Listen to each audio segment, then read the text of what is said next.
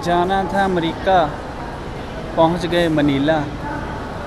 ये मैं क्यों कह रहा हूँ, ये मैं आपको थोड़ा आगे बताऊंगा। फ़िलहाल मैं हूँ अभी फ़िलीपींस के मनीला इंटरनेशनल एयरपोर्ट पर, और अभी इस वीडियो में मैं आपको वीज़ा से रिलेटेड, अपनी फ़्लाइट से रिलेटेड, यहाँ तक की जर्नी का बताऊंगा। लेकिन पहले मैं यहाँ पर टैक्सी लेके होटल जा रहा हूँ, टैक्सी में बात करेंगे।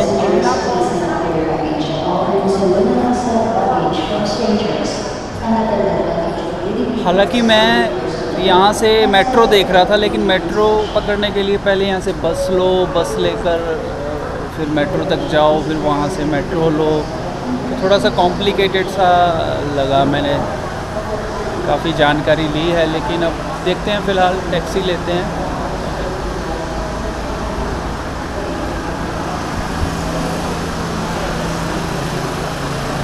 ये सामने ग्रैब के काउंटर्स हैं।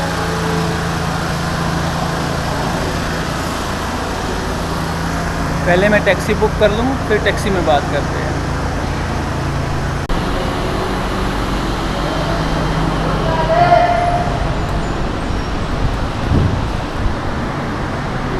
यार ग्रैब बुक की है, अभी ग्रैब का फंडा बताता हूँ आपको एक मैं।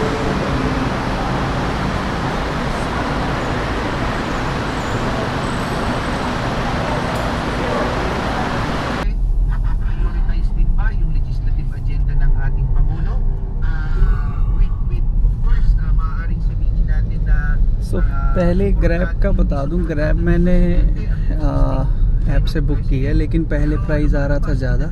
फिर मुझे ग्रैब वालों ने बताया आप अलोन हो, तो उसमें एक ऑप्शन थी 6 सीटर, उसको हटा दिया तो प्राइस काफ़ी ज़्यादा डाउन हो गया।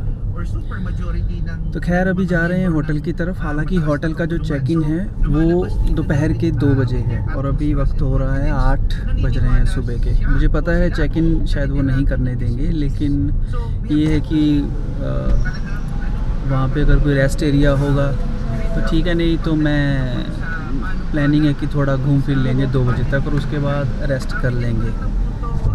अब मैं आपको बताता हूँ, मैं आया हूँ जी अमृतसर। एक minute, can we down the way? Okay. Oh thank you. Vlogger? Yeah. Hi. Welcome to the Philippines. Oh, thank you so much. So मैं आया हूँ जी अमृतसर एयरपोर्ट से। तो वहाँ से मेरी फ़्लाइट थी, तो स्कूट की फ़्लाइट थी, और 3:30 वहाँ से चली है, और वाया सिंगापुर होकर आया हूँ। सिंगापुर में लेओवर था जी तकरीबन 1 घंटे 25 मिनट का, जबकि फ़्लाइट लेट हो गई थी ऑलरेडी 1 घंटा। और कमाल की बात देखिए, 1 घंटा फ़्लाइट लेट हुई। हमें लगता था कि अब बहुत जल्दी हमें कुछ करना पड़ेगा। हालांकि मुझे इतनी टेंशन नहीं थी, क्योंकि अगर आपके पास सिंगल PNR है तो ये एयरलाइन की ज़िम्मेवारी हो जाती है। खैर, अब मज़े की बात ये हुई कि फ़्लाइट से हम उतरे, और उतरते ही गेट था D34। बिल्कुल ही जैसे निकले हैं फ़्लाइट से, साथ ही 34 पे आ गए। 34 पे चेक इन किया, दोबारा से अंदर बैठ गए।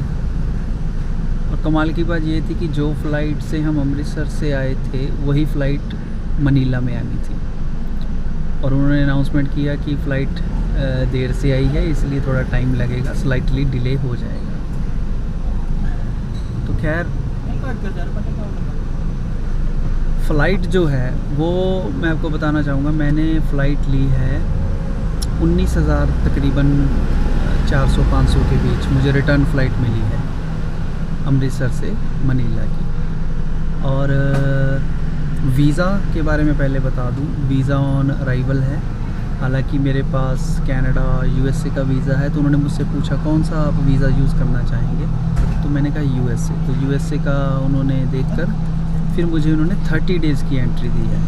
हालांकि उन्होंने मेरे से पूछा कितने दिन आपने रुकना है, और इसके साथ ही उन्होंने होटल बुकिंग मेरे से मांगी, कहाँ रुक रहे हैं आप। वो उन्होंने चेक किया, उनके सिस्टम में पहले था। जैसे कि मुझे लगता है यहाँ पे जब हम अराइव होते हैं तो ई ट्रैवल एक रजिस्ट्रेशन करनी पड़ती है, तो वो मैंने की थी, तो शायद उसके कारण से उनको पता होगा। लेकिन जब हम कस्टम से जैसे हम बाहर निकलते हैं तो एक काउंटर्स आता है कस्टम्स का, वहाँ से वो ई ट्रैवल का जो बार कोड है वो स्कैन करना पड़ता है। अब ई ट्रैवल के बारे में भी कुछ अपडेटेड जो है वो इन्फॉर्मेशन है, और ई ट्रैवल के लिए मैं एक अलग से वीडियो बनाऊंगा। उसमें आपको किस तरह से फॉर्म फिल करना है, और नॉट इवन अराइवल और डिपार्चर के बारे में भी बताऊंगा। वो अभी नहीं, जब हम डिपार्ट यहाँ से मैं करूँगा तो फिर मैं आपको बताऊंगा। इसके साथ ही मैं आपको ये भी बताना चाहूँगा कि इस बार थोड़ी सी प्लानिंग कुछ और है, तो आप वीडियो के साथ भी जुड़े रहें, चैनल के साथ भी जुड़े रहें, सब्सक्राइब भी ज़रूर करें। सब्सक्राइब फ्री है, इसको कर लीजिए चैनल को। तो ये तो हुई अब इन्फॉर्मेशन टिकट की और फ़्लाइट की और वीज़ा की। फ़्लाइट के बारे में थोड़ा सा बता दूं, फ़्लाइट स्कूट की बड़ी फ़्लाइट थी, बोइंग 787 ठीक था। और ये जो मैंने प्राइस बताया ये बिना फूड के था, इसमें फ़ूड इंक्लूडेड नहीं था। फ़ूड आप लेते हैं तकरीबन 1200 का फ़ूड आपको पड़ता है। जर्नी ठीक थी यहाँ तक, ऑलमोस्ट अच्छा था। और बैगेज जो है वो 10 kg का बैगेज है, मैंने लिया था, तो मेरे लिए ठीक है, सफिशेंट था। और अब वीज़ा का भी बताया। अब मैं बताऊंगा करेंसी का जो है जी, यहाँ पे मैंने डॉलर ही चेंज करवाए हैं। हालांकि मैंने बैंक का कार्ड नहीं चलाया, एटीएम का कार्ड नहीं चलाया। और इसके साथ ही मैंने जैसे शुरू में बताया, मैं मेट्रो लेना चाहता था। हालांकि मेट्रो का मैप मैंने सारा कुछ देखा यहाँ से, लेकिन इन्होंने कहा कि पहले आप बस पकड़ो, बस से वहाँ तक जाओ, और कुछ खुद ही इनको कंफ्यूजिंग है, पता नहीं है। और इसके अलावा एक और बात मैं आपको बताना चाहूँगा कि यहाँ पे जैसे मैंने अभी एक ग्रैब ये कार ली है, इसके लिए हम बाइक भी ले सकते हैं, वो और सस्ती है। लेकिन बाइक का क्या है कि आपको इनका एक मैप एरिया बनाया हुआ है, ये बोल रहे हैं कि उस मैप एरिया से बाहर जाओ फिर आपको बाइक जो आकर लेगी। तो उसके लिए काफ़ी ज़्यादा आपको चलना पड़ेगा और उस मैप से बाहर आना पड़ेगा। जो मैप इन्होंने रखा हुआ है एयरपोर्ट का सारा जो एरिया कवर किया हुआ है, उसके थोड़ा सा आगे काफ़ी तक का किया हुआ है। सो इसलिए फिर मैंने बाइक भी नहीं की, इसलिए मैंने ये की। ये पड़ेगी, जो प्राइस आ रहा था 300 कुछ आ रहा था, अब देखते हैं। बाकी होटल चलता हूँ, होटल चल के फिर आपको बताता हूँ।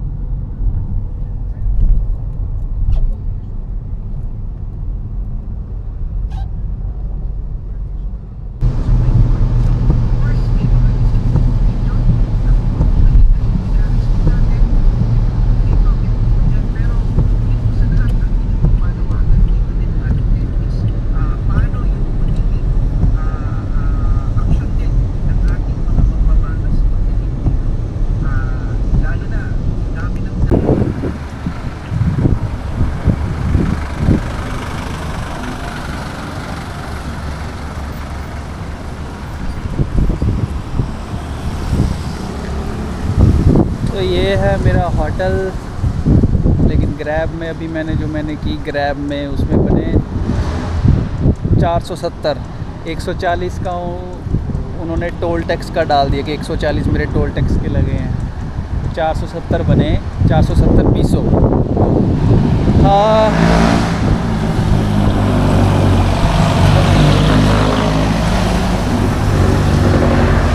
ये ऐसी जीपनीज चलती हैं यहाँ पे। और एक तो जेट लैग का असर, ऊपर से इतना लंबा सफ़र, ऐसे लगता है जैसे ड्रंक हो गए, कुछ पता ही नहीं लगता क्या बोलना है क्या नहीं बोलना। सो खैर अभी होटल के अंदर चलते हैं, अब देखते हैं ये क्या कहते हैं चेक इन को लेकर।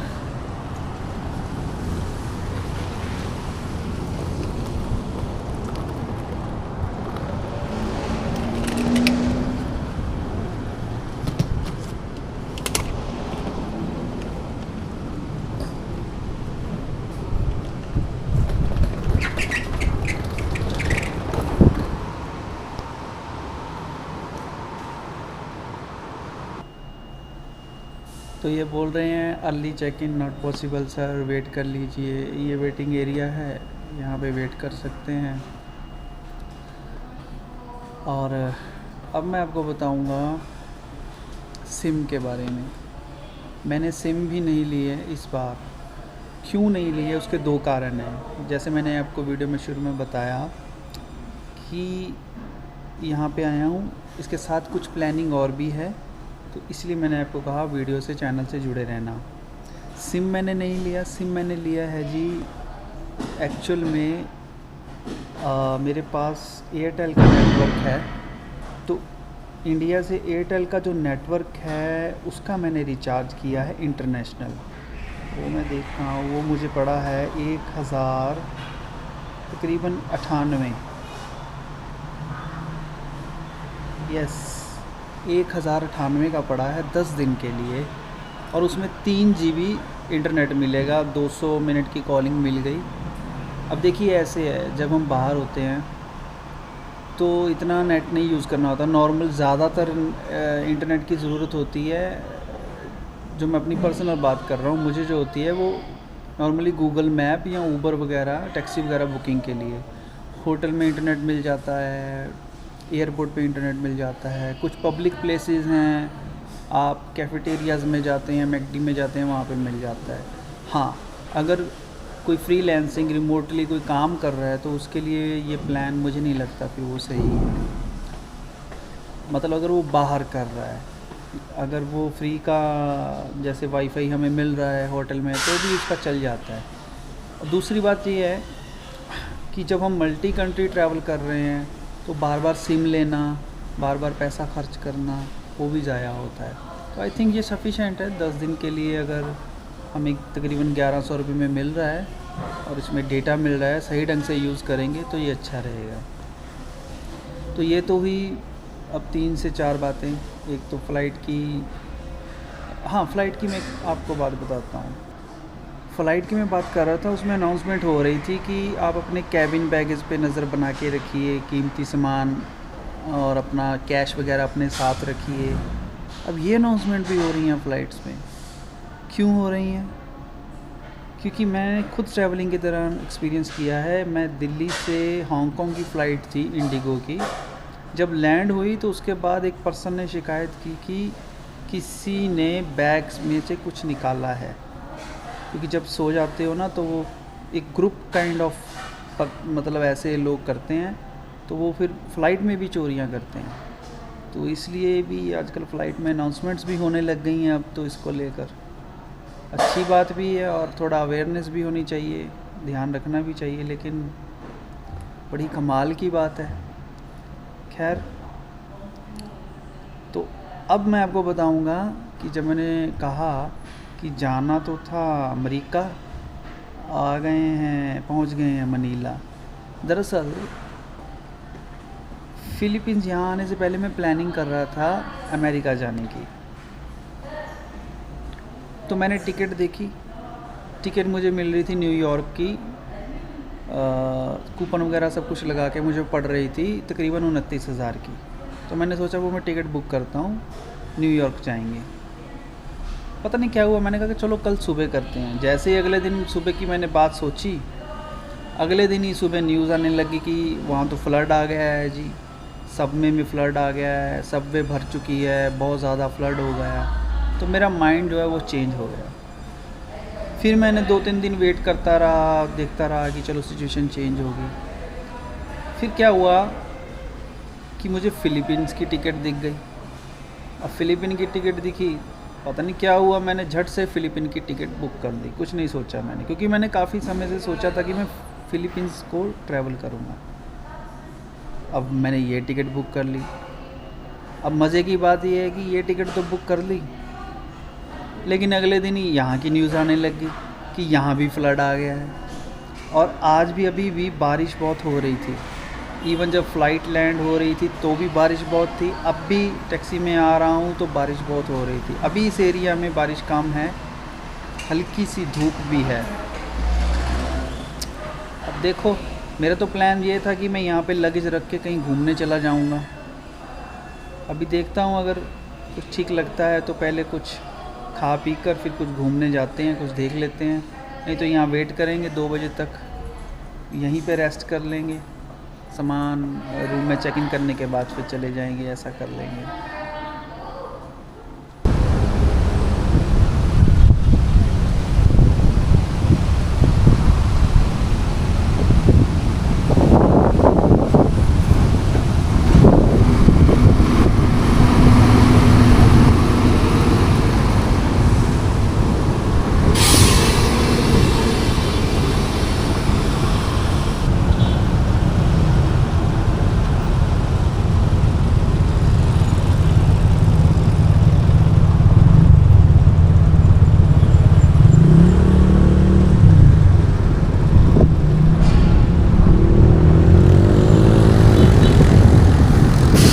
अभी तकरीबन बज रहे हैं जी 11 और चेक इन तो बोले 2 बजे ही होगा, इसलिए मैं थोड़ा बाहर आया हूँ। बेसिकली क्या है कि होटल का रूम बुक किया जाता है कि चलिए जो हम पे करते हैं होटल को वो हम तकरीबन रात के लिए होता है, और अगर फ़्लाइट सुबह लैंड हुई है, अगर अर्ली चेक इन लेना है या तो फिर 1 दिन पहले का बुक करो या फिर उनसे रिक्वेस्ट कर लो। कई बार वो एक्सेप्ट कर लेते हैं, कई बार नहीं करते हैं। होटल स्टाफ पे डिपेंड करता है।